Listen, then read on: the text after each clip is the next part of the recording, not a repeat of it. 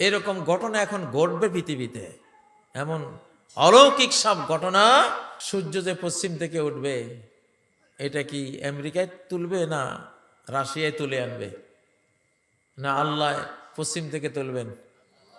আল্লাহ তুলবেন। সূর্য পশ্চিম থেকে ওঠার পরে আর নতুন কোনো ইমানদার, সূর্য উঠার সময় যে বেঈমান ছিল, সূর্য উঠার পরে সে ঈমান আনলে আর কবুল হবে না। সূর্য পশ্চিম থেকে উঠার আগে যে নামাজ পড়ে নাই, পশ্চিম থেকে উঠা দেখে সে নামাজি হয়ে গেছে, এই নামাজ আর কবুল হবে না। সূর্য পশ্চিম থেকে উঠার আগে একজন নারী পর্দা করত না, বোরকা ব্যবহার করত না। সূর্য পশ্চিম থেকে উঠে দেখে তিনি হিজাবি হয়ে গেলেন, বোরকাওয়ালি হয়ে গেলেন, সেটা আর কবুল হবে না। সূর্য পশ্চিম থেকে উঠা লৌকিক ঘটনা না অলৌকিক? অলৌকিক ঘটনা। কয়খান বছর বাকি আছে, বেশি দেরি নেই, এটা উঠবে। উঠলে প্রযুক্তি শেষ। সূর্য পশ্চিম থেকে উঠলেই আপনার satellite, GPS, global positioning system, এটা সেটা সব ধ্বংস হয়ে যাবে। তখন আগের মতো ঘোড়ায় চড়ে বেড়াবেন, আগের মতো গরু গাড়ি, আগের জীবনের অধিকাংশটাই তখন ফেরত আসবে। পৃথিবীতে এমন অলৌকিক ঘটনা এখন আসবে, আমরা সেই যুগের বাসিন্দা। ও ভাইয়েরা, বলতেছি মানুষ উন্নত হয় ঈমান দিয়া। কি দিয়া? বড় হয় কি দিয়া? ঈমান দিয়া।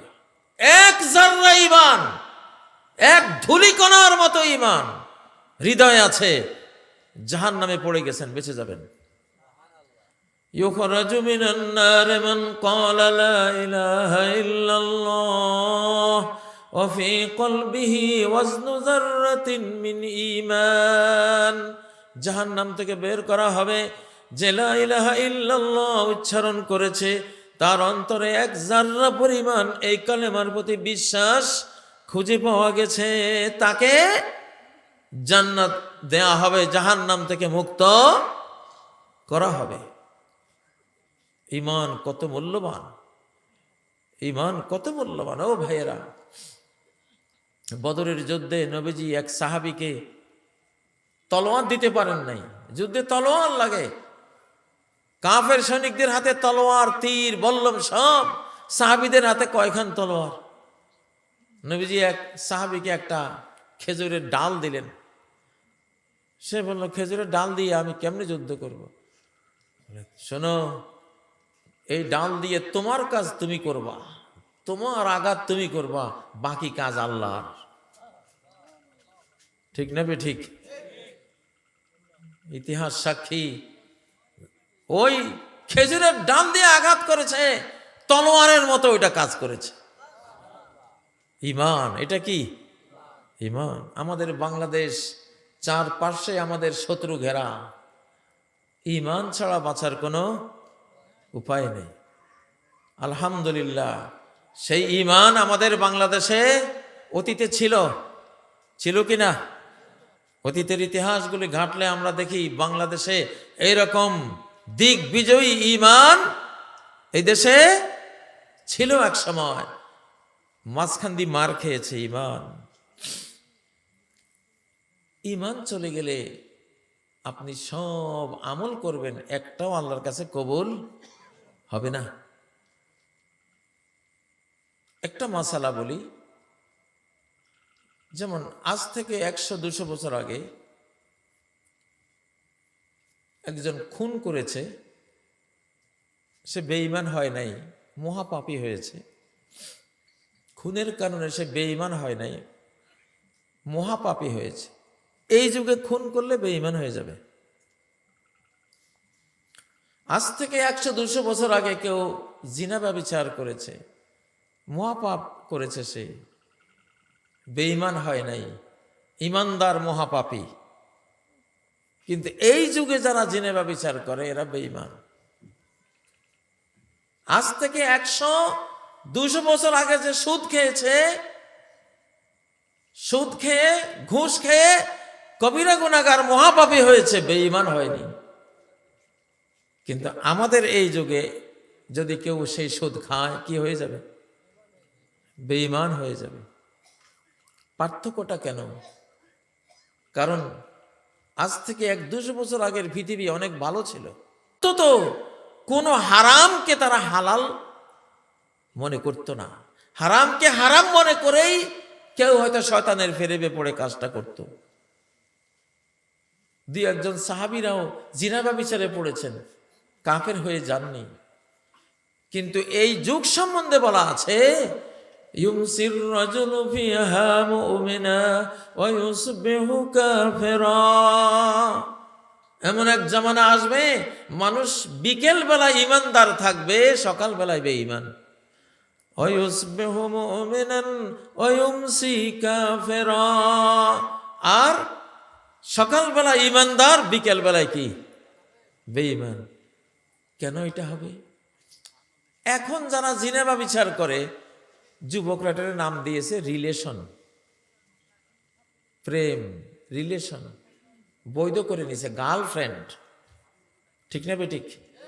হারামকে হালাল মনে করলে, হারামকে হালাল বিশ্বাস করলে সাথে সাথে তার ঈমান শেষ, সে বেঈমান।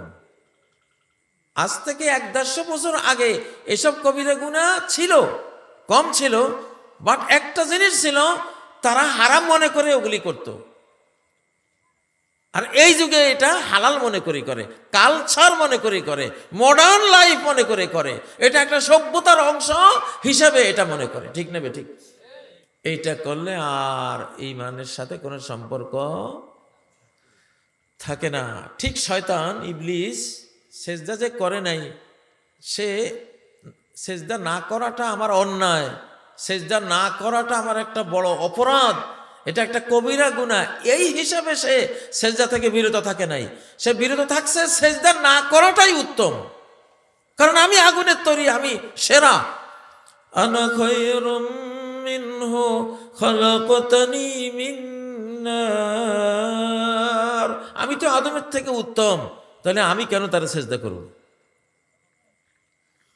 তার ভাবটা কি ছিল? আমি যে সেজদা দেই নাই এটা রাইট, এটা কি রাইট, কারণ আমি আগুনের তৈরি, আগুনের দাম বেশি। সে মাটির তৈরি, মাটি তো একটা নীরব জিনিস। যদিও এখনকার বিজ্ঞানের গবেষণায় দেখবেন যে আগুন, মাটির চেয়ে আগুন কত সেরা, আগুনের চেয়ে মাটি কত সেরা। মাটির গুণ বহু বহু গুণ, আগুনের গুণ তো একটাই, সাথে জ্বালাই দেয়। আর হাজার হাজার গুণ আছে মাটির মধ্যে, মাটি উত্তম। কিন্তু ইবলিস বুঝে নাই। তো ইবলিস যে পাপটা করেছিল, সেই পাপটাকে সে বৈধ মনে করে করেছিল। এখনকার যেমন বাংলাদেশের গত 15 বছরের ফ্যাসিবাদীরা এখনো তাদের মন এইরকম ইবলিসি মন। ওরা বলে আমাদের কি দোষ, এখনো বলে আমরা কোনো দোষ করি নাই, এখনো বলে আমাদের কি দোষ। একটা মানুষের সবচেয়ে বড় দুর্ভাগ্য হলো এটা, যে অন্যায় করে অন্যায়ের কোনো অনুভূতি তার থাকে না। আলা ইন্নাহুম হুমুল মুফসিদুন। জেনে রাখো, এরাই হলো অশান্তি সৃষ্টিকারী, সন্ত্রাসী, জঙ্গি, ফাসাদ সৃষ্টিকারী। কিন্তু সমস্যা কি? ওয়ালাকিন লা ইয়াশউরুন। এদের অনুভূতি নাই যে এরা খারাপ, এরা সিনার, এরা পাপী, মহাপাপী। সেই অনুভূতিটা এদের দিল মরে গেছে, অন্তরটা মরে গেছে, সেই অনুভব করার ক্ষমতাটাও তাদের নাই।